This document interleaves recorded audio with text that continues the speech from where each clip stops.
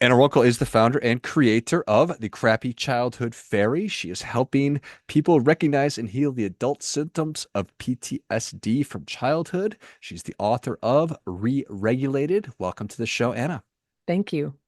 Excited to have you on. Tell us a little about your personal life, some more about your work, and why you do what you do. Well, teaching people to heal from trauma is something I learned from having to heal my own trauma. About 30 years ago, I got hit really hard with a whole bunch of bad things happening. And I had had a rough childhood. And up until that point, I was containing it pretty well. I was pretty well, I call it healthy compartmentalization. But turns out this is kind of common. People who had a rough childhood sometimes can function really well, but then something bad happens in adulthood, and it's like the genie gets out of the bottle, and it's hard to get back in. And so my symptoms were all over the place. And 30 years ago, they had no idea what was wrong with me. But I couldn't read, I couldn't focus, I was crying all the time, and nothing, it didn't really make sense to them. And with what we know today, it was very obvious.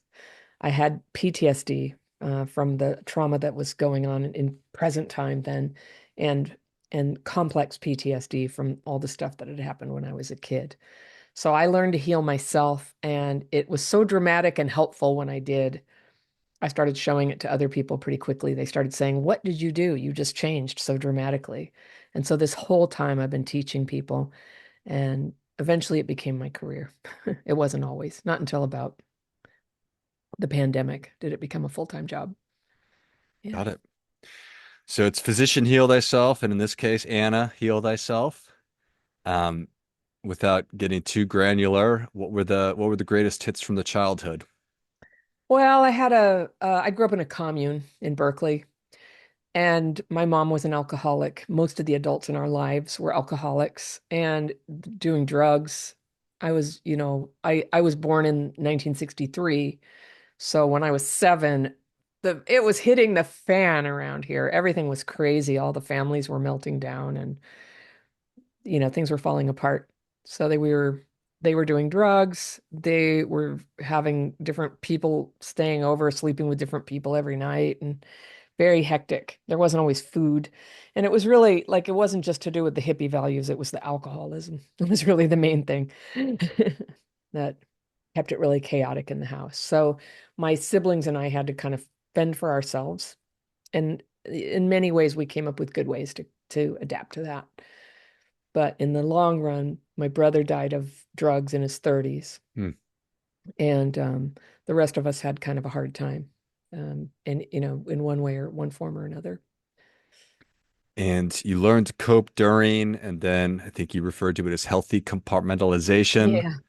But then at some point, the seal wears too thin. Yeah, I got attacked on the street in 1994, just randomly, very badly. Just four guys came up and beat me unconscious, Ugh. broke the bones in my face, and it made no sense. And uh, I was never really that upset about what had happened, considering it wasn't that I got scared to ever go out in the world, but it's that it just kind of dislodged all this old trauma. And so post-traumatic stress syndrome can be from an acute episode. And if I had to diagnose myself, which sometimes we're forced to do, I would say, yeah, I had PTSD from the attack. And but the doctor didn't know what was wrong. They did a brain scan. My brain looked okay. So they gave me a bunch of Xanax and said you should go to a lot of therapy. And I went to therapy 3 times a week. And the therapist was saying, let's talk again about what happened. So you were walking down the street, and it turned out to be a very bad mix of solutions for me. And I thought I was the only person who didn't benefit from what doctors and therapists told you what to do. And I had been to a lot of therapy before, and it always involved a lot of talking about my mom. She was a fascinating character, full of problems and selfishness and flamboyance and crazy stuff going on. You could talk about her every week for the rest of your life, but we weren't getting to like, how do I get my life together? So I was sort of going off the rails at the time. So when this attack happened and I was, encouraged to go and talk and talk and talk about it, it ended up pushing me into worse trauma, a worse state of what I now know was neurological dysregulation, which is a really common symptom of trauma that that happens to people who have been through a lot. And especially if you went through a lot of trauma as a kid, you can end up very prone to getting dysregulated. And it's a nervous system state. The parts you can feel, it's sort of like being discombobulated, numb, sort of can't find your words, blah, blah, blah, lashing out. Maybe your emotional reactions are coming out too strong. So all of that stuff was really happening for me then. It did before that time, it wasn't so bad. I was able to act, like a nice girl, but I couldn't anymore. I just couldn't. So everything that they were telling me to do was making it worse. And then I found, luckily, when I was at my wit's end, thinking I just couldn't go on, somebody showed me something different that did work for me. Which was? Well, I call it the daily practice, and it's so simple that it's crazy. It's a writing technique to get fearful and resentful thoughts on paper, followed by meditation to rest your brain.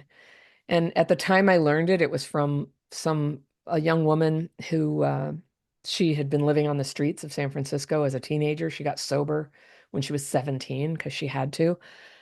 For me, drinking was never the problem, but you would have thought it was. I had the same life problems of somebody who had serious drinking problems, but that's not what the problem was. But she said, but when I told her that I felt like I couldn't go on living, she said, "Let me show you. You want to try something that I did?" And she showed me these very simple techniques.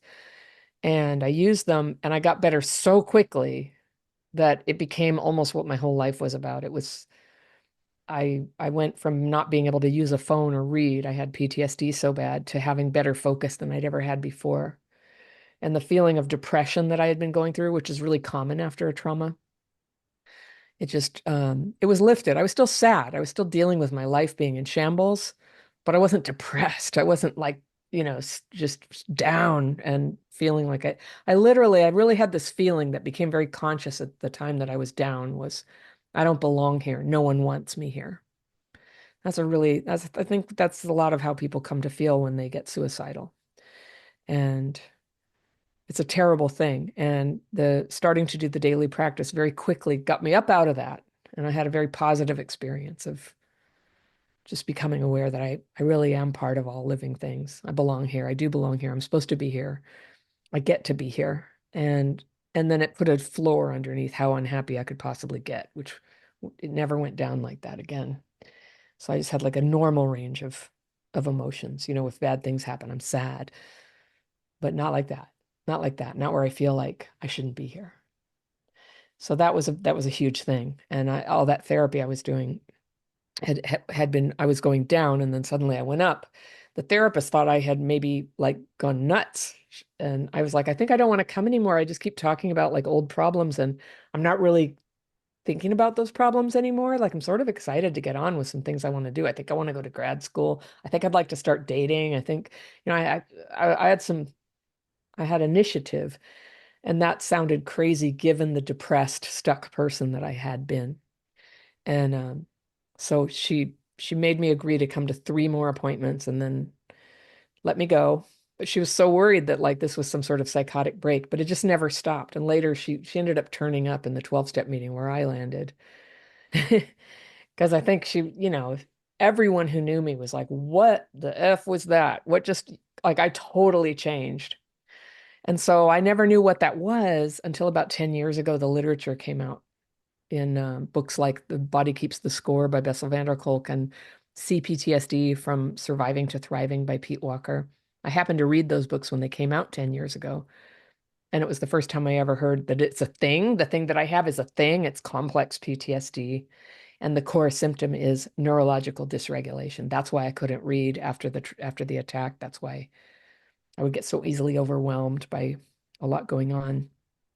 And once I had a name for it, I got to, that was 20 years after learning the techniques that saved my life and made things better. But then I had a name for it, and that's when I started blogging about it and making videos, and soon it took off and became my entire career. Now it's like I've, 8 employees and I go on tour every year and I have 2 books and a second book coming out. It just turns out to be what my life is all about. Well, it's nothing short of incredible, and I'm so happy for you. Thank you. So maybe I'm asking the wrong question, but what does what is the term for this work? Is it regulation? We're trying to re-regulate. It's hard. It's not therapy. I'm not a therapist and not a doctor. And a lot of people who use my techniques are therapists and doctors. A few of them are very concerned that I'm, speaking with authority about what helps. But, you're allowed to do that. So I guess we call it coaching. I do a lot of Zoom calls with groups and live workshops, and I create courses. And primarily the main place where people find me is on YouTube. I've made hundreds of videos about aspects of life, feeling left out or um, getting ghosted, some of the just stuff that happens in life and how to deal with it as a person whose trauma wounds tend to get the better of them. And it's just been very popular.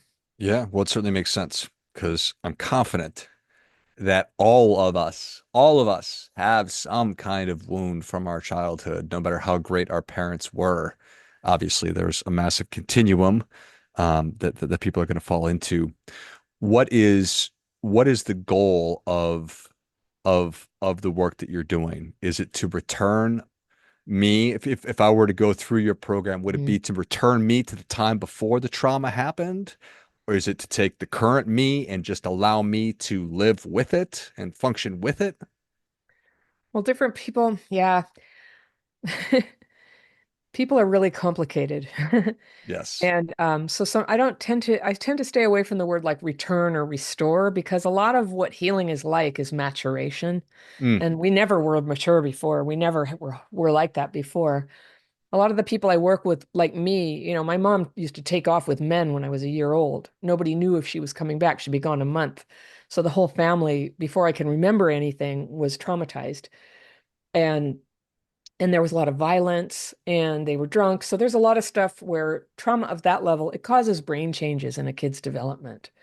So not all complex PTSD comes from childhood, but when it comes in childhood, it causes brain changes that actually make us a bit different than a mint condition person who who maybe didn't have the brain changes. And even in the same family, one sibling ends up not having the neurological changes, and then one does, and one gets it really bad.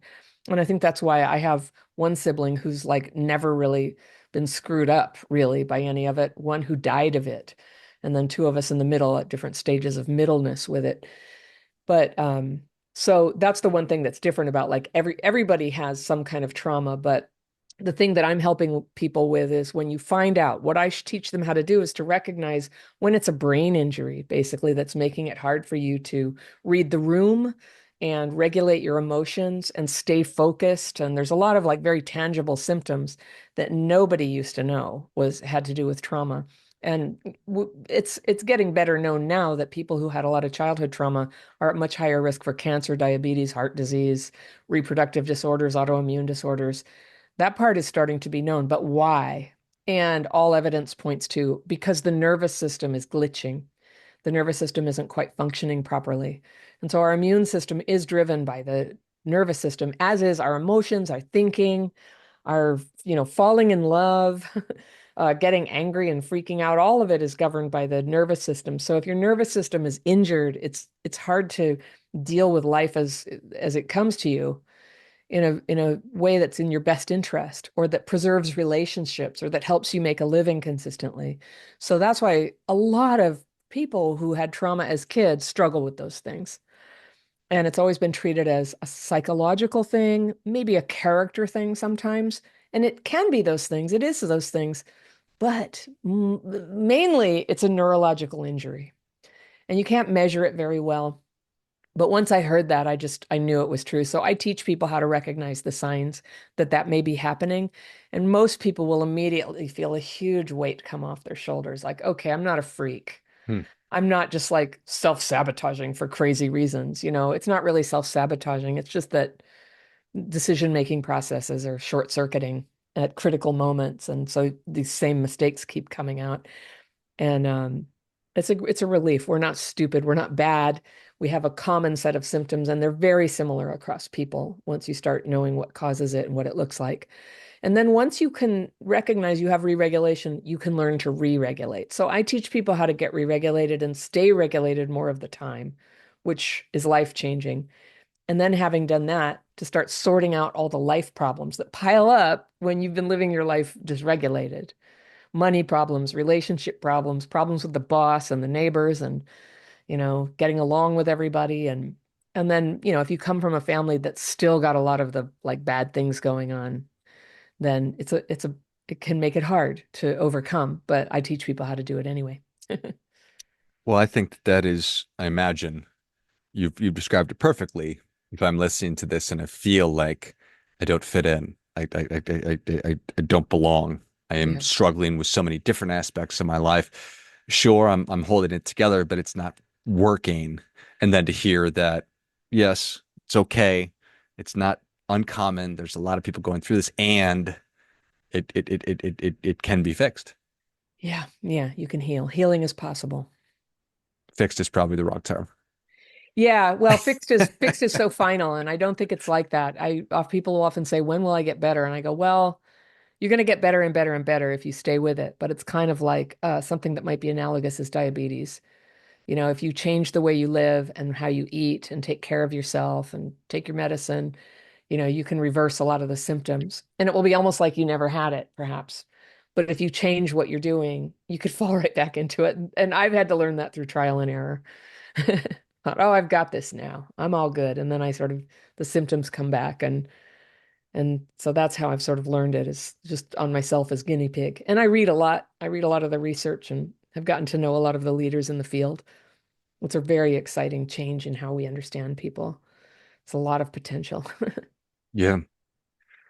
Heal, not fix. I like that a lot. It hmm makes sense. So, you told us a little bit about it. It's a combination of journaling, writing, and then I think you said meditation. Yeah, so I always will like journaling is something a little different that a lot of people use therapeutically, and that's good. But the way that we write is not so much like in a nice book that you would keep. This is like any old piece of paper at hand. Oh, you get it out. You name the fearful and resentful thoughts. And this is my book. I teach it in great detail here with 26 FAQs. It's almost counterintuitive. It takes 26 FAQs to to understand. So why are we focused on fear and resentment? Why not gratitude? And where did this come from? And why do we have to meditate afterwards? And so before I was doing Crappy Childhood Fairy, I was showing this to people in a 12-step program for families of alcoholics. And I sponsored like 300 women there and showed them how to do this and saw who made progress, who didn't, what were the conditions where people tend to succeed with it. And just listening to people in meetings was really quite an education. Who makes it? What do people talk like when they're about to make big progress? I Hmm. learned a lot from going to thousands of meetings. And so, but I realized I needed to take this out of the 12-step milieu because of certain limitations there of I had initially like tried to do it in a 12-step format and a whole bunch of people came into my living room and they all started talking about their sexual abuse experiences and then everybody freaked out and started crying and the whole thing was a terrible experience. So I was like, this has to be led, this has to be governed with guidelines and we'll see what happens one day. But right now I teach it and then we have daily practice calls for anybody I teach it in a free course too. You can learn it there. And if you get on our email list, we invite you weekly to these daily practice calls, and hundreds of people hop on Zoom, and we use the techniques together. And either I or a coach who works for me answers questions about it. And then we have a membership where people have peer-led daily practice calls multiple times a day. So we encourage this lifestyle of getting together with other people who also use this technique and learning to name and release the fearful and resentful thoughts. It doesn't, it's not contradictory to what you might do in another approach to healing, but it is different. It's different than going in and talking about what happened to you. It's just releasing it. And we sort of have a culture of, if you're talking about it a lot, you probably need to write, and then you can talk about other things, fresh things and ideas and go to work today or things that really get blocked out of your life when you're consumed by what happened, which is naturally what trauma does. It just consumes you. Hmm. So we teach sort of a different culture. We talk about it less and we write about it more. There's a lot of science that supports that that's good. And I've had the pleasure of meeting the academics who work on that, who have led the peer-led studies about the therapeutic value of writing. So we write to release. And then meditation, it just turns out I was told to do that by the person who taught me 30 years ago. But now I know the science about why it's fatiguing to face difficult things, even if you don't realize it at first. And you could kind of end up going into resistance to it. So there needs to be this payoff of rest and relaxation afterwards. And I do think, I suspect that's an opportunity for the brain to sort of recompose itself. So when you're going into all this like chaotic emotional dysregulation, oh, I'm freaking out, I'm freaking out. It's meditation is a chance to just sort of come back and rest and recompose yourself. And that seems to make it sustainable so that you can do it twice a day for 30 years, like I have. I can't do anything twice a day. You know, I'm lucky if I brush my teeth twice a day. But I can do this because it feels really good. It just feels, it's like eating. I can definitely eat twice a day or more. Sure. Because it's nice, it just makes me feel good and it kind of strengthens me for what's next. So, That makes so much sense. I think that writing for me, be it journaling or just writing on a piece of paper that I've never intend to keep at all, yeah. is such a healthy thing. And so, right to release is a wonderful phrase, and I think that that's been true for me. So thank you. Yeah. We tear it up afterwards. We tear it up afterwards so no one ever reads it, so that Hmm. we're free to write the worst things, the Yeah, worst thoughts about yeah, people. And we never have to worry they're going to see what it was. We did the good thing. We expressed it. We got it on paper and we ripped it up. yeah. Which is not to say that sometimes what's coming up, the fears and resentments, sometimes are things that are real and you need to act on them. But when you have a head full of trauma, Hmm. it's very hard to detect which one is something I need to act on versus what is just a bunch of anxiety. And now we know that trauma, early trauma especially, makes it very hard to process thoughts and feelings. They literally do get jammed up in there like a log jam. And so it's very hard to be perceptive about new information coming in. Is this person a good person to let into the house? Who knows? You just don't have the bandwidth to have intuition or insight about that. You're just so full of all this crud of stuff that happened yesterday or that you're worried about tomorrow. So I suspect that why the daily practice works is it assists with processing stuff that is unprocessed. And processed in this sense means it turns from an active experience full of adrenaline and, a whole adrenal response to it to a memory. I remember that this happened, but I'm not like, my heart's not pounding every time I think about it.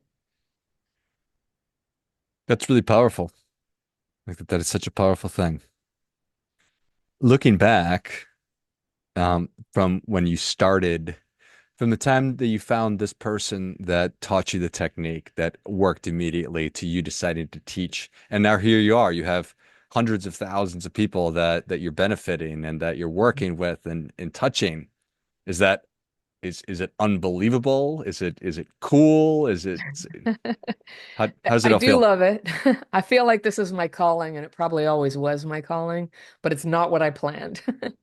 It wasn't what I planned. And at the Sure. time that I started, I was desperate just to feel better. I just didn't want to die. And if I could have had like an extra cherry on the sundae, I would have been like, well, maybe I could have a boyfriend, you know?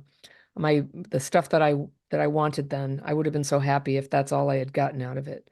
But it ended, I always joke around, yeah, I wanted a boyfriend. I wanted a husband one day, and I go, and I got two. That's really fun. Yeah, you're still a person, you still like marry the wrong guy for a while. Right. No And other matter problems. Yeah. how much stuff we might have worked through, it's it's still Yeah, it's not a just game of life. perfect. Yeah, but you're not like breaking down over it. You're just living your life like you're like on a level playing field at last. Yes. Not fixed, Anna. Just healing. Yeah, healing is possible. There's a lot of stuff that you're going to end up living with all your life. And I was just on a call. I was doing a group coaching call, and there was a woman with long-term health problems. And she's like, when will I get better? And I, like, honestly, I don't know. But I know that whatever you're going through every day, if you can get the fearful and resentful thoughts released, it'll be better. It'll be better for your body and better for your ability to cope with what you are dealing with. in the end, we all die. So heads up, it doesn't, there's nothing that fixes that. But it certainly helps it's actually given the increased health risk for people who are traumatized, re-regulating your nervous system is extremely powerful and always a good idea to support your health. And it doesn't mean you're going to live forever, but so many trauma-related health problems have resolved since I started doing this. And I quit for a couple of years too, thinking I think I got it now. And then they came, all these problems came back. And so I learned my lesson, just stick with it. Just keep swimming, Anna. Yeah, just keep swimming. I love it. Yeah. Well, thank you so much for coming on. Thank you for all of your Thank you. work. Where can people learn more about you? How can they engage with you?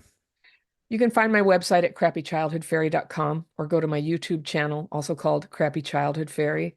And you can find my book, Re-Regulated, online, Amazon, and other booksellers. Anna Runkle. Excellent. Well, if you enjoyed as much as I did, show Anna your appreciation and share today's show with a friend who also appreciates good ideas. Go to crappychildhoodfairy.com and check out all the great resources, and it's got so many great resources. She has webinars and courses, and there's recordings of all of it and blog posts. And so if you feel like you don't belong or you're not fitting in or you just can't, you're just not feeling great, I think that this is a great opportunity. Everything that she talked about certainly resonated a lot with me. And then pick up your copy of Re-Regulated as well. And I will link all of those in the notes. Thanks again, Anna. Thank you. Until next time, remember, do your part by doing your best.